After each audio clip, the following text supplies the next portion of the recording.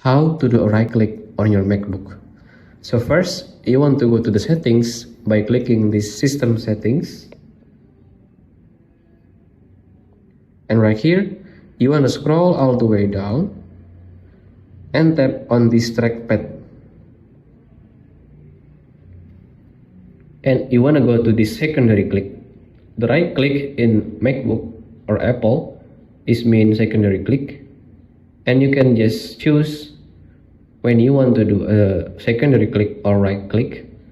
You want to do it with two fingers, clicking on two fingers, or clicking on the bottom right corner of the trackpad, or clicking on the bottom left corner of trackpad. I recommend to do it with two fingers. So choose it. And then by clicking by these two fingers, only two fingers on your trackpad,